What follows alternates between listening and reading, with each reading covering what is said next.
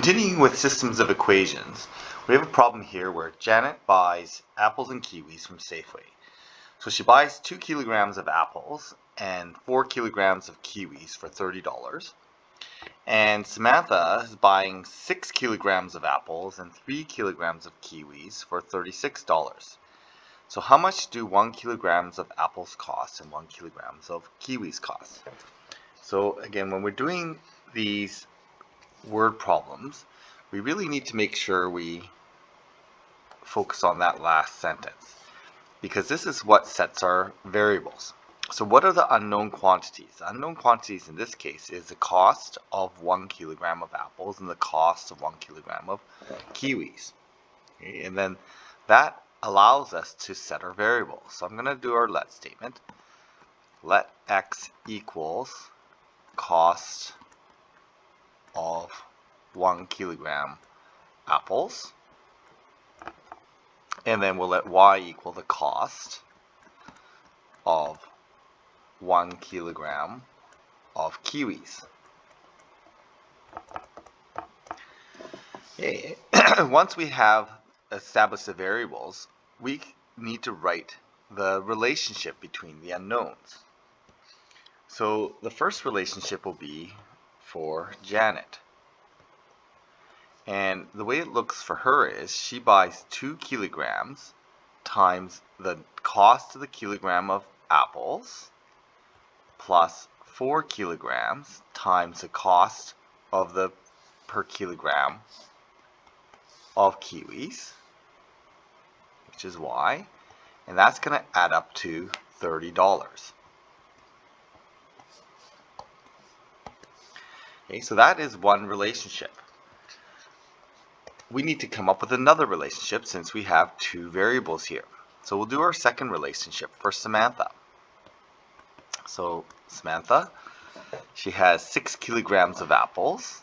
So 6 kilograms times the cost of the apples per kilogram plus 3 kilograms of kiwis. So that's going to be 3 kilograms times the cost per kilogram of kiwis.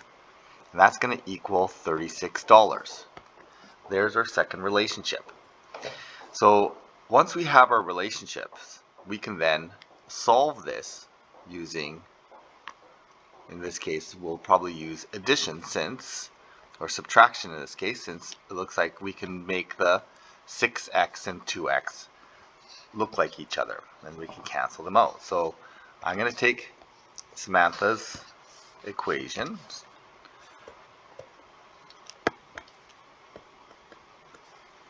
So 6x plus 3y equals 36. And I'm going to take Janet's equation, and I'm going to multiply hers by 3. So 3 times Janet's is going to be 6x plus 12y equals 90. And then we're going to subtract those, and that eliminates one of the variables. So I'll end up with negative 9y is going to be equal to negative $54. Dividing by negative 9, we're going to end up with 6. In this case, it looks like y is $6 per kilogram. Okay, and then we can solve for x. And I solve for x by substituting back into one of the equations. So I'm going to substitute into this equation here. So we end up with 6x plus 3 kilograms times $6 per kilogram for the kiwis.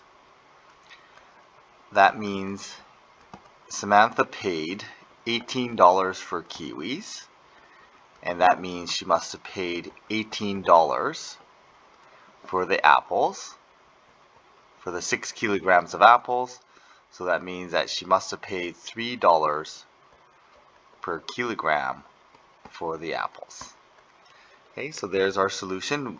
In this case, we came up, again, we made sure we knew what our unknowns were. We came up with two relationships. We combined the relationships, in this case by subtraction, to eliminate one of the variables. Solving for one variable allows us to substitute into one of the equations and solve for that second variable. So this is Samantha's equation here.